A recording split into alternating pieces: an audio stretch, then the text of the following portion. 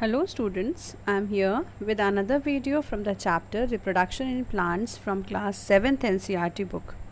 Now before starting today's video, I would like to tell you all that till now what all things we have discussed in this chapter. So far we have discussed about the concept of reproduction in plants, that is, we have seen this as the definition of reproduction, the types of reproduction. There are two types of reproduction, that is asexual and sexual mode of reproduction in plants. Then we also discussed about the first part of this chapter, that is asexual mode of reproduction, where we studied about the lower plants as well as the higher plants. So where we have seen in the lower plants that in the plants like which are non-green like fungi, so there the budding takes place, okay, and also fragmentation takes place where algas are there. So when we talk about the non-green plants and the lower plants, there only very simple mode of reproduction takes place, that is asexual mode of reproduction. Now when we talk about the higher plants, then their sexual reproduction takes place. So in the last class I have discussed about the mode of vegetative propagation. After that I discussed about the steps of sexual mode of reproduction in plants, where we saw that there are two main there are two main steps of reproduction in plants, the sexual mode of reproduction in plants. So in the last class I have studied about, I have discussed about the first process, that was the pollination. So as you can see the diagram, it's over here at the back of this my picture, and you can see the slides. So here the pollination is taking place. This is the first step. So this is the first step of pollination, where we can see that there are two types of pollination: self pollination or cross pollination. Now this is based upon the types of flowers which are present. So there are two types of flowers. First was the unisexual, so and the second one is the bisexual type of flowers. Okay, so where both the organs of reproduction is present in one single plant, as you could see here, where anther as well as this stamen as well as this pistil is available in the same plant. So this is known as the bisexual type of flowers, whereas in some flowers what happens, only either the male reproductive system or the female reproductive system is present. So there what happens, we call those types of flowers as the unisexual flowers. Okay, so next we have seen that there are two types of pollination. One is self pollination, where the anther and the stigma anther and the stigma are of the same plant. So here the self pollination is this. And next we have studied about the cross pollination, where in the cross pollination, where one of the anther is used, the pollen grain has to move from one place to another place to move on to the stigma. Okay, so this is the main difference between the types of pollination. Okay, then we saw about the agents of pollination, where maximum time the insects and the animals are used, they are helping in the mode of pollination. Now if we talk about pollination, then we can see that there are various pictures which is given over here, where we could see that birds, insects, even human beings also are responsible for the mode of pollination. Therefore they are known as the agents of pollination, as they are helping in the movement of the pollen grains from one flower to the another flower. Okay, then we also saw that there are certain plants there are certain flowers where the pollination is taking place because of the movement of the air, wind, water. Okay, so today we are going to see the next step of the sexual mode of reproduction, that is fertilization. Now why this is happening, and why the fusion of the male and the female gamete is taking place, and what is it? So yesterday also I have given you that once the pollination happens, pollination means whenever, till the time this pollen grain is going to be present on the stigma. So what happens, it germinates. Fine, it germinates. So here you could see the pollen grains are germinating on the stigma. Okay, and then pollen tube is being formed, and then after this once the pollen tube is being formed, it reaches the this male gamete which is present inside the pollen grain, it reaches towards the ovary, and it is there where the ovule is going to meet. It is going to fuse with the male gamete, and that is why then the fertilization happens, and then what happens, the seed is going to be formed. Now here, in the presence of the male and the female gamete, when the fusion takes place, after this what happens, this is known as the fertilization, and as a result of fertilization, what is being formed, zygote is being formed. Okay, so this zygote develops into an embryo, and this embryo develops into the seeds. Please remember this. So what happens, once after fertilization, a small cell structure is being formed, that is known as zygote, and that zygote develops into the embryo, and this embryo is going to develop in the form of seeds. So that is how the seed is going to develop. Now we are moving forward in this process, in this step, and we will see that what is the way by which the seeds are being formed, fruits and seeds are being formed. Okay, now we'll see that how is the seeds are being formed. Fruits and seeds formation is taking place after the fertilization. As you could see, that ovary enlarges and it forms the fruit.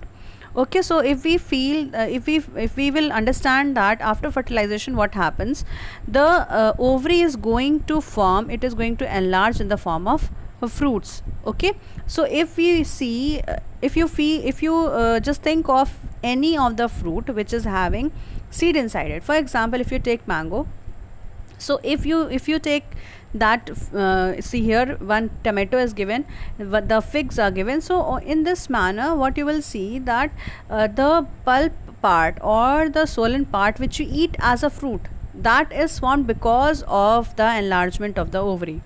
And what you see inside all those small structures, these are known as seeds. Okay, now these seeds are as a result of the formation of the zygote, and after the formation of the zygote, it develops into the embryo, and once it develops into an embryo, it forms seed. So this is how the seed is being formed. And what happens to the outer covering of the zygote, that was the ovary wall, so it swells up and forms the fruit. So how is this fruit formed? Fruit is formed because of the development of the ovary, and the seeds are formed because of the fertilization and as a result of the embryonic development, or we could say that it is formed because of the zygote formation. Now the walls of the ovary becomes the fruit wall. Fine, the walls of the ovary becomes the fruit wall, then the ovule becomes a seed, and then these ovules are going to become a seed, and a fruit may also have one or more seeds. Fine. Now the petals, sepals and the other parts of the flower usually dry up and falls off. Okay, it usually dries up and falls off. Now what happens to those remaining parts of the flower? Those were the petals, sepals, and the other pedicel was present. So that pedicel develops into the stalk of the fruit, whereas the other parts, that is the petals, sepals, and those parts which are left except ovary and the ovule, all other parts are going to wither away. All other parts are going to fall off. So as a result, what you see, the ovary becomes fruit and the ovule becomes the seeds. Okay, so this is how the seed formation and the fruit formation is taking place after the asexual mode of reproduction. Okay, so this is how the development of the fruits and the seeds takes place after fertilization. Just remember, the first step will be the pollination, where the pollen grains have to transfer from the anther to stigma. Once they are being transferred, what happens, they are going to develop in the form of the they are going to develop in the form of the pollen tube. Once the pollen tube develops, it helps in the fertilization. Now when fertilization is happening, after fertilization, what is being formed, we can see that seeds are formed, the fruits are formed. So fruit and seed is always formed as a result of fertilization. Okay, so this was all about the seeds and the fruit formation. Now we move on to the next part, that is the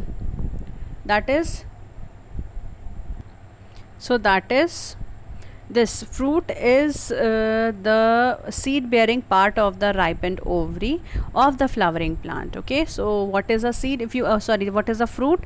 Fruit means it is the seed bearing part of the ripened ovary. So what is present inside the fruits? We can see that the seeds are present. Now where is this seed developing from?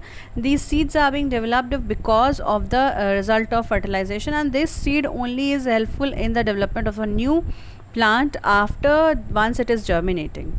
Okay, next, the fruit is always formed because of the ripened ovary, and it is also formed because of the flowering plants. It is always formed in the flowering plant, not because of the flowering plant. Or you could say that if flowers are present, then there will be the steps of reproduction will take place. First will be pollination, and that also will be done with the help of certain agents. Next, fruit is always formed as a result of fertilization. Fine. And the seeds are the ripened ovules which contains embryo, and it is covered with a protective coat. So next, how is the seed being protected? Seed is always being protected. First of all, it is being protected from the ovary wall, and it is also protected by a cover which is already present on it. Sometimes the seeds are also formed because of in the form of shells. Okay, so these shells are the part of the ovary which is going to be hardened off, and it also helps in the protection of those delicate seeds. Now these seeds are only responsible for the production of a new plant. That is why it needs it to be protected properly. So they are being protected because of the protective covering, or it is also protective wall is developed outside the seed, so that it is always being protected. Now the process of by which the embryo of the seed becomes active and it begins to grow into a new plant is known as germination. Now what happens? The steps are written over here, that once the fertilization takes place, what is formed? Zygote is formed. Zygote develops into embryo, embryo develops into seeds, and outside the seeds there is a fruit. Now that fruit contains the delicate very small amount of very small you can say that it is very delicate or a very soft seed is present, that has to be protected.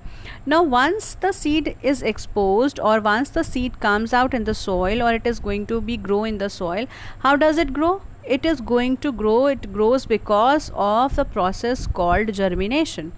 So what is this germination? This germination is a result of the activeness, or it is because of the seed becomes active once it gets the favorable condition. What are those favorable condition? What are those good condition? Favorable means good condition. Now what are those good conditions? It should have a soil, proper soil which has a nutrient. Next, it should have water. It should have air, proper amount of air has to be given, or it has to take up. Then it needs sunlight. Now once it is going to be protected, once it gets all these favorable conditions, all these good factors, all these factors which are helpful in the germination, it is helpful in its activation.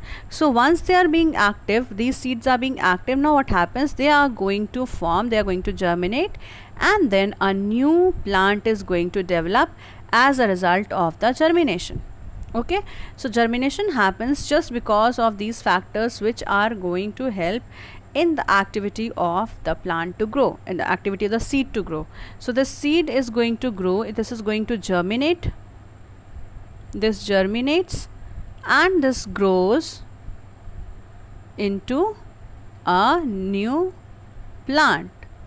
So that is how the plant is going to develop, a new plant is going to develop as a result of sexual mode of reproduction.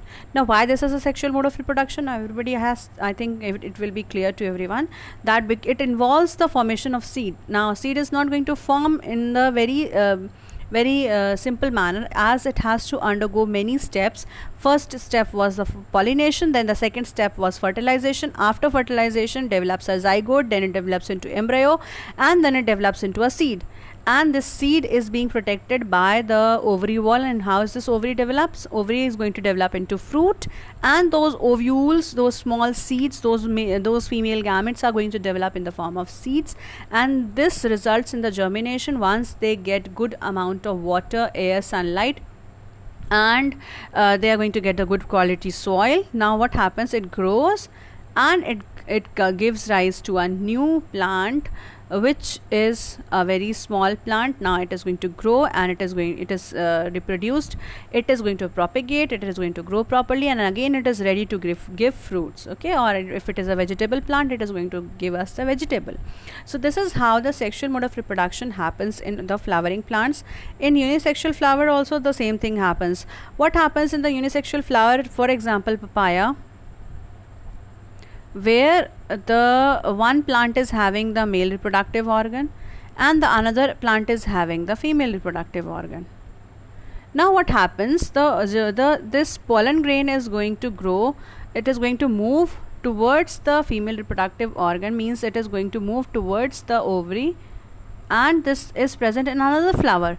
Now because of the because the where the ovule is present, there the fertilization will happen. Okay, so the ovules are present in the ovary, so it is present on the next flower.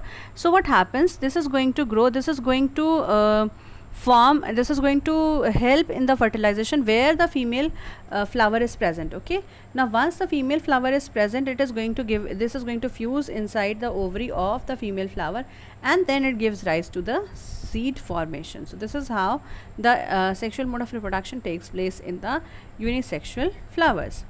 Now one more thing which I need to discuss in this chapter is, I'll move on to the next slide and then I'll tell you what things is that. So the next topic is the seed dispersal. So what happens in the seed dispersal? Just let us see this. So the seed dispersal is always done because it is, what does it mean? It is the meaning that dispersal means it is going to move. Disperse means to move, as it you are being dispersed when once the school gets over. Okay, now what is the meaning of the dispersal? And sometimes what happens, you say once the assembly is over, it is being announced that now you can disperse towards your class. What is the meaning of the word dispersal over there? Dispersal means to move. Okay, it's very simple to understand now. So to move, what is moving? Here which dispersal we are talking about? We are just talking about the seed dispersal. Okay, so seeds are going to move from one place to another place. Now how they are going to move? They are again going to be carried away. So how will you define this dispersal? We are going to define this dispersal by the movement of, this is the movement of the seeds. Okay, now how is this movement of seed taking place? The movement of seed is taking place because of certain helping hands.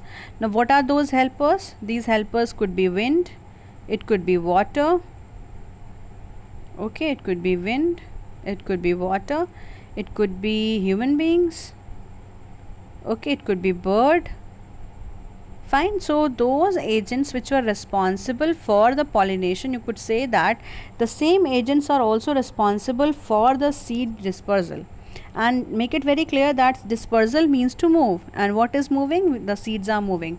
Where are the seeds? Seeds are present inside the fruit. So with the fruit or without fruit, sometimes what happens, the seeds move from one place to another.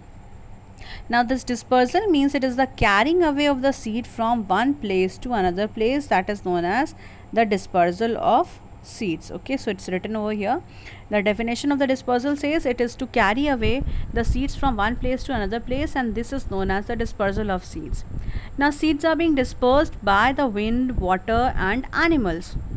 How is the seeds are going to be how is it so that the winds are going to disperse the seeds? See, the seeds are of different types, as you could see here in the diagram which is given at the bottom of this slide. There are many types of seeds. Now these seeds are sometimes light weighted and sometimes they are heavy. Now those seeds which are having the light weight, then what happens, they or they have wings, they have hair, so they blow easily away with the wind. It is going to blow away with the wind. So it is going to be how it is going to be blown away, as they are having certain wing like structures, or they have the dry leaves which covering around them. And what happens to with the hair, with the help of the air, with the help of the wind, it starts moving. And because of the dry leaf which is present all around these hair, what happens? It starts floating in the air and it moves from one place to another place. So these seeds are being dispersed very easily as they are being very lighter. So the seeds of drumstick, maple, sunflower, ack, and etc. There are certain plants, as you could see here. These are the light weighted winged seeds. So here also the grass seeds are also being dispersed with the help of the wind, as they are very lightweight. So whenever the seeds are lightweighted, okay, if they are very light in the air, it is going to move easily, it is going to blow easily. Once they are blowing with the help of the wind, they are blowing with the help of the air. So these seeds, especially of the drumstick and the maple and sunflower, they are always being dispersed with the help of the air. Now how next agent of dispersal, and yes, so the animals or the ways by which, or the helpers by which seed is being dispersed is known as the agents of seed dispersal. Okay, agents of seed dispersal. Now as there were agents of pollination, similarly agents of dispersal, seed dispersal is also there. Now as there was wind, water, air, and human beings, birds, all these are the agents of the seed dispersal, as they were very similar to the agents of pollination. Okay, so that is how the seeds are going to disperse with the wind. Now I discussed this. Now next is that what we are going to discuss is the seed is going to disperse with the help of water. Now seeds are going to disperse by water, which have the spongy or the fibrous outer cover, so that they can float on water very easily. For example, coconut. So these coconut seeds are having cover over it. They have a fibrous covering over outer covering. So once it is fibrous outer covering, it could easily float on water. Okay, now once it is floating on water, for example, the coconut seeds are there, seeds dispersed by the animals, they have and this is how the water seeds are going to be dispersed with the help of water. Similarly, the lotus seeds are there. Many other plants which are aquatic in nature, they have none other way to disperse their seed. It is only the water by which these seeds are going to be moved from one place to another place. That is why they should have, they always have one of the protective outer covering. Now this protective outer covering is going to help, it is going to protect the seed from water. Now if water is present all around, then after some time what happens, the cells of the seeds is going to, they are going to die. The cell which is present on the seed, it is going to die because of the presence of more and more water. It is going to swell up, it is going to burst, and it is going to break.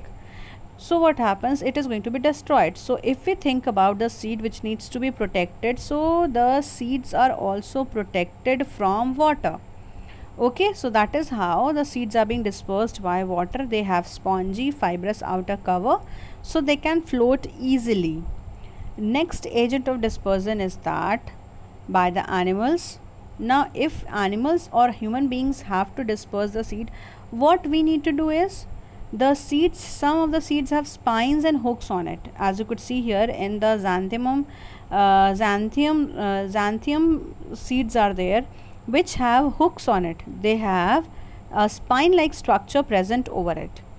Now these spines are going to be attached, they are going to hook up with the hair of the animals. Okay, they are also going to attach with the with the fibers of the clothes of the human beings. So as a result of the attachment of these hooks and the spines, they get entangled, they get attached with the hair of the animals. Then what happens, it is going to move as where the animal is moving.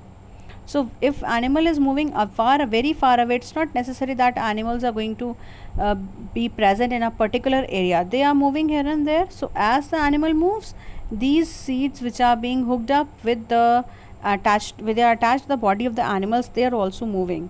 So once they are moving, they are going to move from one place to another place very easily, and this is how the seed dispersal takes place with the animals, including human beings also. So this is how the seed is getting dispersed in with the help of different agents of seed dispersal. Okay, so again this is one of the diagrams which is showing you how the seeds are being dispersed by various forms. See, birds are there, they love to eat grains. Now what are these grains? These grains are only the seeds. So these are getting dispersed with the help of these small creatures like birds. Okay, so the dispersal takes place with a several mechanism by explosion. Okay, now if explosion takes place, explosion means it is going to burst, the seed is going to burst. Now if seed is going to burst, then what happens? It's the small seeds or big seeds are going to be scattered all around. So once they are being scattered, what happens? The pea plant, the castor, the balsam, all these are the plants where the explosion mechanism takes place, and because of the explosion the seed gets it is going to move from one place to another place with the help of dispersal, which helps in dispersal. Okay, with the help of wind it could move from one place to another, and if seeds are heavy, because of explosion it is going to explode and the seed moves far away just because of the pressure.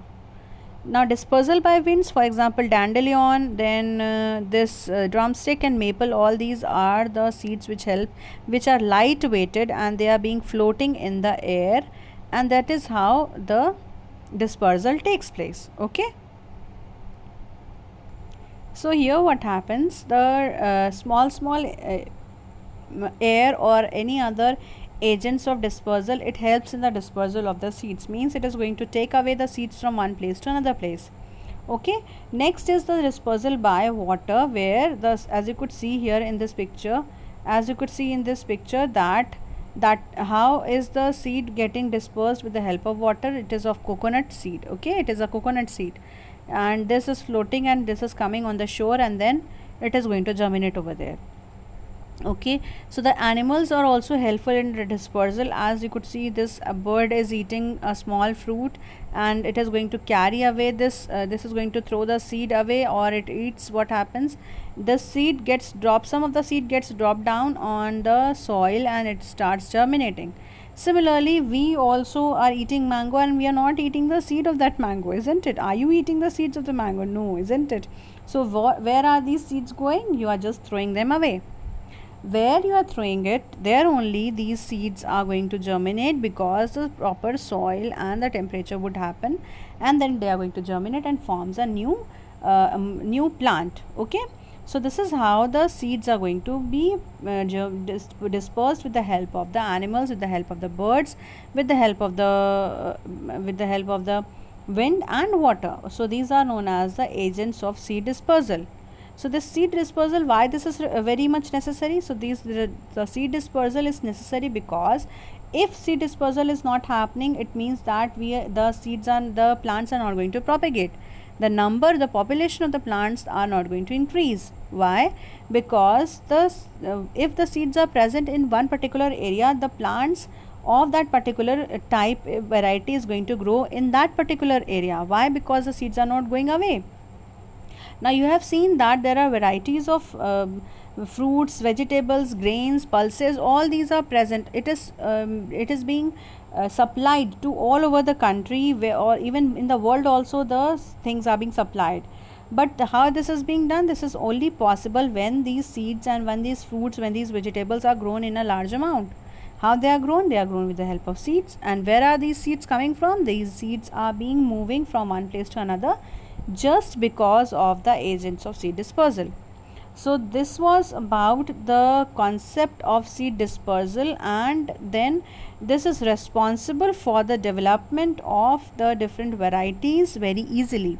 And if this dispersal is not going to happen, then what happens?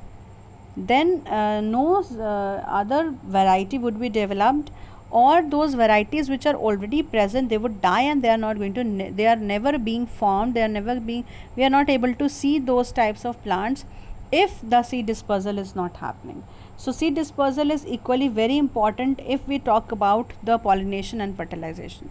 So if seeds are formed and they are present at a single place, so they are not going to move away, so the seeds so the plant will be remain to that particular area.